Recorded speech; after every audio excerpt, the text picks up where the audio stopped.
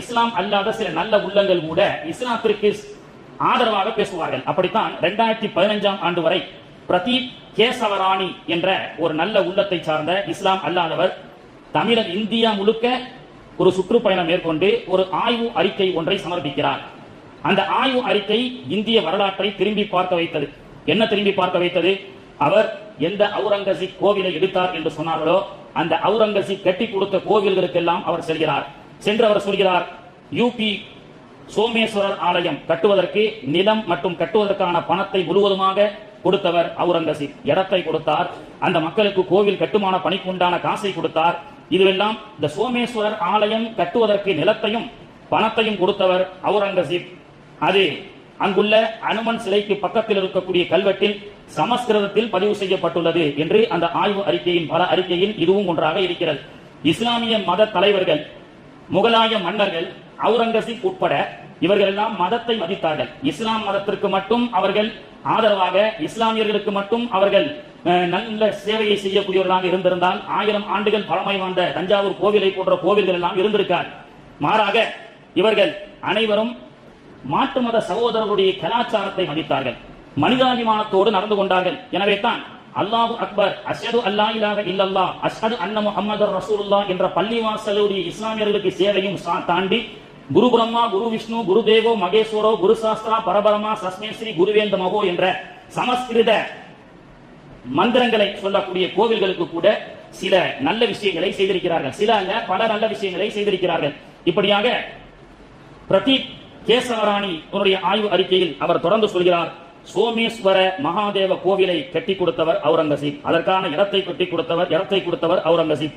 உஜ்ஜயினி மகா காளேஸ்வர கோயில், சித்திரக்கூடம் பாலாஜி கோவில், கௌகாத்தி உமாநாத் கோவில், ஜெயின் மத கோவில் என்று இப்படியாக அடுக்கிக் கொண்டு இந்திய தேசத்திலே அவுரங்கசீப்பால் இந்து மத உணர்வுகளை புரிந்து கொண்டு இந்து மக்களுடைய வழிபாட்டு தலங்களை கட்டி கொடுத்த ஒரு வரலாற்றை 2015ஆம் ஆண்டு அவர் வரலாற்று ஆய்வை சமர்ப்பிக்கும் பொழுது 800 ஆண்டுகளுடைய முகலாய மன்னர்கள் இந்த தேசத்தை எவ்வாறு கட்டமைத்து ஜாதி மத பேதமின்றி எந்த ஒரு கலரவர்களும் நீ இஸ்லாமியன், நான் ஒரு ஹிந்து, நான் ஒரு சீக்கியன், நான் ஒரு கிறிஸ்தவன் என்ற வேறுபாடு இல்லாமல் இந்த தேசத்தை சிறப்பான முறையில் கட்டமைக்கப்பட்ட வரலாறை அவர் சொல்லி வருகிறார்.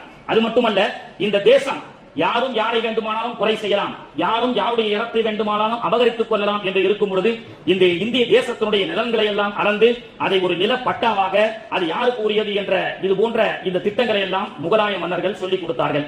நீதிமன்றம், மேஜிஸ்ட்ரேட், வக்கீல், ஜாமீன் போன்ற இந்த சட்டம் சம்பந்தப்பட்ட வார்த்தைகளை நாம் கவனித்தாலே தெரியும். இந்த இந்திய தேசத்தில் நீதிமன்றம் சார்ந்த, நீதி சார்ந்த எல்லா விஷயத்தையும் கட்டமைத்து கொடுத்தவர்கள் இஸ்லாமியர்கள் என்று. ஏனென்றால் வக்கீல் தமிழ் வார்த்தையா?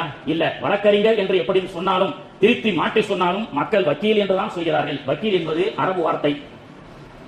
கைதியை பிடித்துவிட்டு சென்று விட்டார்கள், அவர் நிரபராதி என்று சொல்வதற்காக ஜாமீன் வழங்க வேண்டும் என்று சொல்கிறார்கள். ஜாமீன் தமிழ் வார்த்தையா? சமஸ்கிருத வார்த்தையா? இல்லை, அது ஒரு அரபி வார்த்தை. கோர்ட்டிலே ரத்து செய்யப்பட்டது என்று சொல்கிறார்கள். ரத்து என்பது அரபி வார்த்தை. ஜில்லா என்பது அரபி வார்த்தை.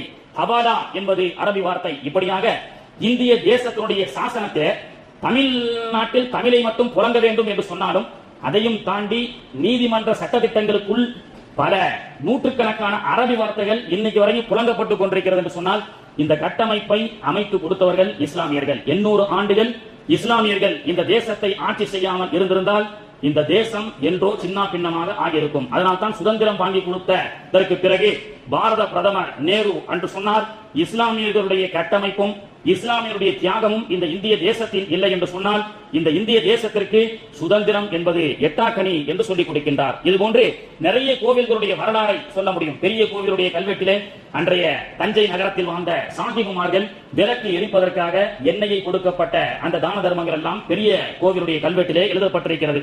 சென்னையின் தலைநகரம் மயிலாப்பூர் கபாலீஸ்வரர் கோவில் 2080 ஸ்கொயர் ஃபீட் சதுரடியிலே மிகப்பெரிய ஒரு குளம் இருக்கிறது. மயிலாப்பூருக்கு போனவங்களுக்கு தெரியும், அங்க மயிலாப்பூர் கோவில் கபாலீஸ்வரர் கோவிலுக்கு சொந்தமான ஒரு தெப்பை குளம்.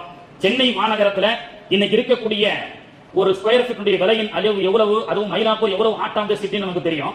அப்படிப்பட்ட அந்த மயிலாப்பூர் ஹார்ட் ஆஃப் சிட்டியில 2080 சதுரடி மட்டும் தெப்பை குளம் அமைக்கப்பட்டிருக்கிறது.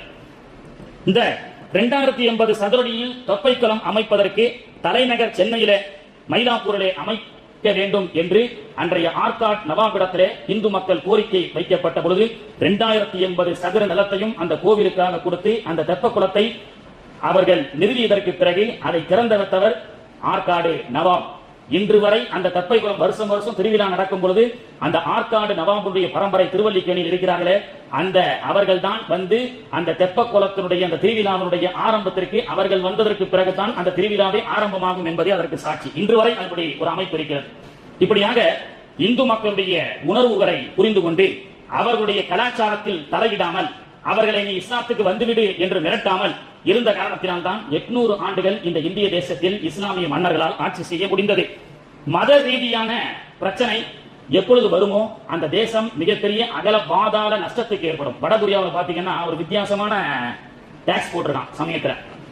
வடகொரியாவில் நீங்க கேட்டீங்கன்னா முகம் சொல்லிட்டீங்க, பள்ளிவாசல் அப்படி சொல்ல முடியுமா அப்படின்னு தெரியல. அதாவது வடகொரியா மக்களுக்கு ஒரு டாக்ஸ் என்னன்னு சொன்னா, டெய்லி நீங்க ஒவ்வொரு அந்த வடகொரியாவுடைய சிட்டிசனும் அவன் கழிக்கக்கூடிய மலத்துல இருந்து 200 கிராம் கவர்மெண்ட்டுக்கு கொடுத்தாங்க கழிக்கக்கூடிய மலத்தை. இது வடகொரியா மக்களுக்கு தற்சமயத்தில் போடப்பட்ட ஒரு டாக்ஸுங்க. ஏன் தெரியுமா? வடகொரியாவில் வாழக்கூடிய 5% புத்த மத மக்கள் வாழ்கிறார்கள். அந்த 5% வாழக்கூடிய புத்த மத மக்களுக்கு நிறைய தொந்தரவு கொடுத்தார்கள் வடகொரியா. நம்ம சமூகம் மட்டும்தான் பலஸ்தீன்ல எவன் அடிச்சு அந்த மக்கள் எப்படி செத்து போனாலும் அரபுலகம் கண்டுக்காது. ஏன்னா நமக்கு மானம், ரோசம், சூடு, சொரணம் என்பதே நம்முடைய ஆட்சியாளர்கள், இஸ்லாமிய ஆட்சியாளர்களுக்கு இல்லாம போச்சு. ஆனா சைனா புத்த நாடு, அவன் மிக சக்தி வாய்ந்த நாடு, டெக்னிக்கல் ரொம்ப உலகத்திலேயே ஃபர்ஸ்ட்ல இருக்கிறான். அவன் புத்த நாடு. அவருடைய நாட்டு அந்த இனத்தை சார்ந்த மக்கள் அங்க வடகொரியாவில் 5% இருக்கிறான். அந்த வடகொரியா வந்து அந்த 5% புத்த மதத்தை வந்து அடிச்சு தாக்குறான்னு சொன்ன உடனே சைனா உடனே சொன்னா, என்னுடைய உன் நாட்டுக்கு உண்டான உரம் ஏற்றுமதியை நான் தடை செய்கிறேன் என்று 2024 தடை செய்யறான். உரம் இல்லாமல் ஆகிவிட்டது. உரம் இல்லை என்று சொன்னால் விவசாயம் இல்லை, விவசாயம் இல்லை என்று சொன்னால் சாப்பிட வழி இல்லை. எனவே ஒவ்வொருத்தரும் கழிக்கக்கூடிய மலத்தை வருடத்திற்கு 150 கிலோ சிட்டிசன் மலத்தை கொடுத்தாக வேண்டும். இல்லை என்றால் இவ்வளவு ரூபாய் வடகொரியாவுடைய காசு பெனால்டி கட்டணும் போட்டிருக்காங்க.